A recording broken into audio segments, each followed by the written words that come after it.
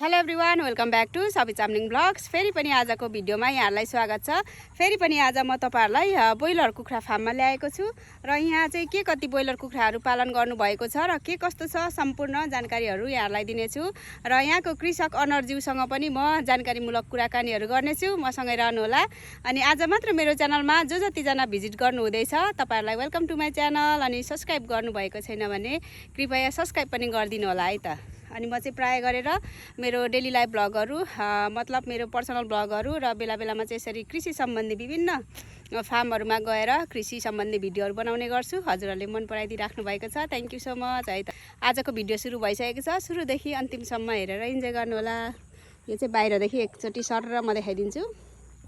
यस्तो छ दिदी। यहाँ चाहिँ लगभग कति लाउनु भएको छ कुखुराहरू? 1100 हो कुखुरा। 1100 दिनमा 3-4वटा उतेस्दै यता हुँदा मर्छ दिनमा 3वटा 4वटा डेली मरिरहेछ। अनि अहिले त्यति चाहिँ कुखुरा छैन। हजुर, यहाँ चाहिँ 1000 लगभग 1000 चाहिँ हो। ए हजुर, अब म यहाँ सरसर्ती देखाउँदै यहाँ दिदीसँग पनि कुरा गर्दै देखाउँछु है त। दिदी हजुरलाई मेरो च्यानलमा स्वागत छ, सबै चामलिङ ब्लग्समा। नमस्ते। हजुर नमस्ते। हजुरको नाम? नरमाया राई। नरमाया राई। ए हजुर, अनि यो ठाउँको एड्रेस पनि बताइदिनु होला नि। ठाउँको अब यहाँ पञ्चायत झोरा भनेर हामी चिन्छौँ। हजुर, रामधुनी साथ पर्छ। ए हजुर, यहाँ चाहिँ लगभग कति सय अथवा कति हजार चाहिँ कुखुरा लाउनु भएको छ दिदी?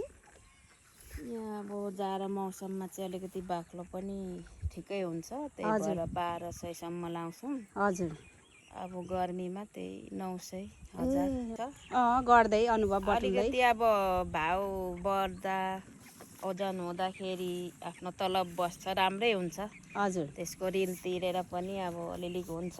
हजुर, अब अहिले जमको बेला अब चारो धेरै जाडोमा अलिक खान्छ पनि। धेर चारो उठाउन ढिलो भएपछि हाम्रो एकदमै घाटा छ, घाटा मर्छ उस्तै। हजुर, अब उठाउन ढिलो भएपछि 45 दिनभित्र सक्ने कुखुरा अब 60-70 दिन भएपछि त चारोले नै भइहाल्छ। अहिले एकदम जमको बेला चाहिँ घाटामा छ। ए हजुर, हजुर, यो अब ओजन हुँदा र भाउ हुँदा त फेरि हुन्छ। हुन्छ।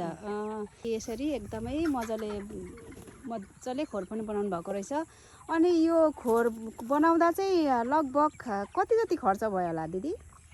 अब हाम्रो खर्च धेरै भएको छ भन्दाखेरि अब नपत्याउँदो छ होइन। माटो यो जप्ती जस्तै हो, माटो पुर्नलाई धेरै लाग्यो। हजुर, हजुर, अनि यो ड्रेन उठाउनमा धेरै खर्च भयो। हजुर, अनि यो खम्बा खर जम्मा गरेर यो अब आफूले सक्तो गर्दा पनि 4.5 लाख। ए 4.5 लाख चाहिँ यो सिमेन्टीको छ नि त यो खम्बा पनि। खम्बाहरू सिमेन्टीको बनाउनु भएको रहेछ। सिमेन्टीको 20को मात्रै हो त्यो उसको त। ए माटोको चाहिँ हजुर, दर्रो बनाउनु भएको रहेछ, मजाले बनाउनु भएको यो रहेछ। बाँस महँगो छ, खर हजुर, ल्याउने ढुवानी मात्रै कति 10-12 हजार लाग्यो। ए हजुर, अनि ब्रोइलर कुखुराको चाहिँ हजुरहरूले कस्तो कस्तो भ्याक्सिनहरू दिनुहुन्छ अनि कति कति दिनमा त्यो पनि जानकारी गराइदिनुहुन्छ कि? भ्याक्सिन चाहिँ हामी अब 4 पटक दिन्छौँ। हजुर, अब थोरै त आँखामा दिएर पनि हुन्छ। हजुर, अब अलिक धेरमा चाहिँ झ्याउ अब एक्लो हुँदाखेरि नभ्याउने कारणले हामीले पानीमा दिन्छौँ। हजुर, हजुर, अब सुरुमा रानीखेत भन्ने दिन्छौँ 1 हप्ता अगाडि। हजुर, हप्तै नपुगिकन अगाडि। हजुर, अनि 15 दिन पुग्ने बेलामा 13-14 दिनमा अनि दोस्रो गम्बारो। हजुर, अनि 20-21 दिनभित्र फेरि गम्बारोकै दिन्छौँ। हजुर, त्यसपछि अब अन्तिममा 26-27 दिन पुग्दाखेरि अब 4 हप्ताको तलै अब उता त कटाउनु भएन। हजुर, 4 हप्ताको हुँदाखेरि हामीले अन्तिममा फेरि रानीखेतको। ए रानीखेतको। ए हजुर, यसरी। अनि यो ब्रोइलर कुखुरा पालनमा चाहिँ विशेष गरेर कस्तो चाहिँ समस्या आउँछ होला दिदी? अब जस्तो कि समस्या विशेष गरेर के रोग लागेर मर्ने, मतलब झुक्रिने, त्यस्तै समस्याहरू?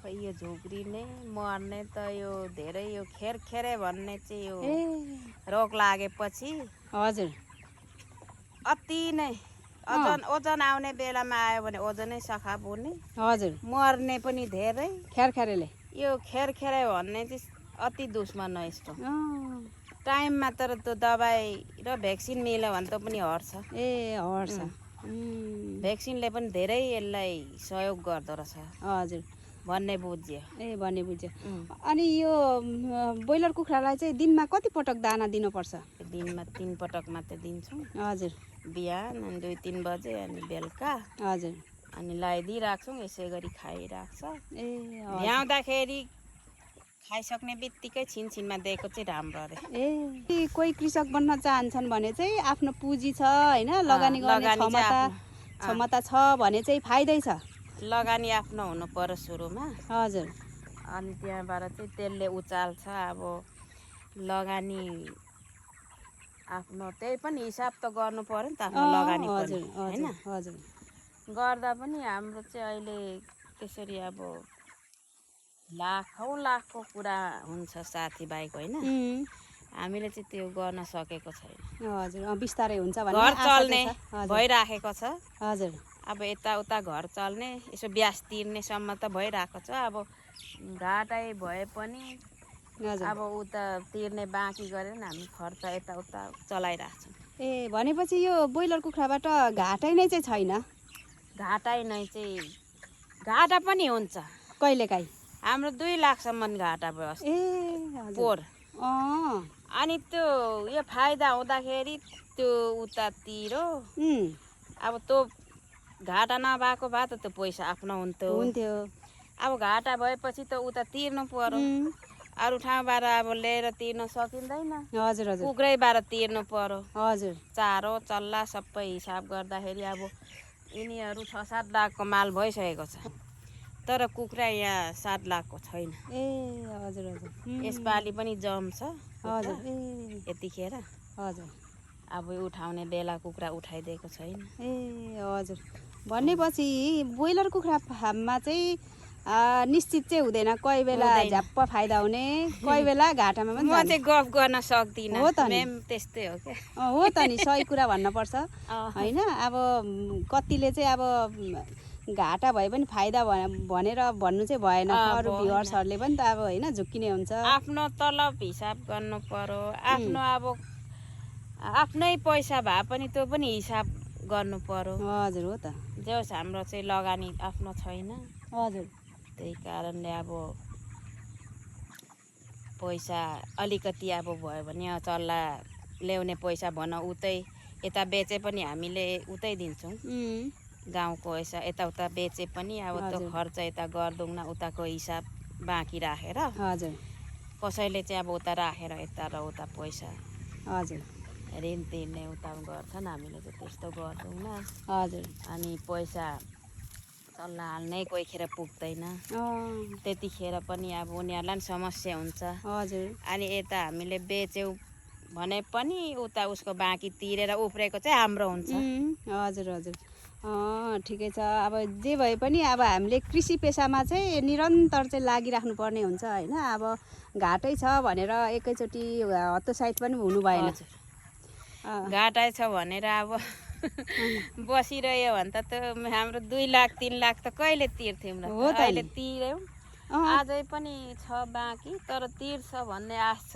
यिनीहरूले हजुर अब त्यस्तै उताको बाँकी पूर्ति गर्दै यता काम चलाउँदै त्यस्तै गर्नु ए हजुर भनेपछि हजुरको सुझाव चाहिँ कोही ब्रोइलर कुखुरा पाल्न चाहन्छ भने चाहिँ कस्तो सुझाव दिन चाहनुहुन्छ होइन अब यो खासै यो घाटै हुन्छ भन्ने हुँदैन होइन हजुर आफ्नो अलिकति सुरुमा लगानी हुनुपर्छ हजुर अनि एकदम निरन्तर चाहिँ दिनु पर्यो भ्याक्सिन हजुर त्यसलाई औषधि अब टाइममा चारो पानी हजुर खट्न चाहिँ गाह्रो मान्नु भएन यसले अब ओजन हुँदा र भाउ हुँदाखेरि घाटैमा जाँदैन हजुर जे होस् घर खर्च यताउता चल्छ हजुर हजुर त्यही भन्न चाहन्छु। ए हुन्छ ल, धन्यवाद। तपाईँले आफ्नो अमूल्य समय दिएर केही कुरा जानकारीहरू दिनुभयो, त्यसको लागि धन्यवाद। आउँदो समयमा यसरी नै हजुरको अझै यो फार्म चाहिँ वृद्धि हुँदै जाओस् अनि घाटा कहिले पनि नलागोस्। धन्यवाद तपाईँहरूको आशीर्वाद। हजुर हुन्छ। लागे पनि नलाओस् भनेर यहाँ यस्तो दुःख हो गरिरहेको त, हो नि त। हुन्छ, हस्, धन्यवाद।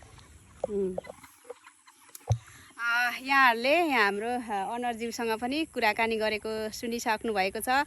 अब कतिपय अवस्थामा घाटामा पनि जाने अवस्था आउँछ भने त्यतिखेर हतोत्साहित चाहिँ हुनु भएन। त्यतिखेर चाहिँ हामीले निरन्तर चाहिँ दिन पर्यो, निरन्तर चाहिँ गरिराख्यो भने हुन्छ भन्ने उहाँको पनि कुरा छ। र कतिजना देश विदेशमा हेर्नुहुँदैछ भने, विदेशमा हुनुहुन्छ भने अब अत्तालेर आइहाल्नुपर्ने अवस्था चाहिँ नगर्नु होला, नआइहाल्नु होला होइन।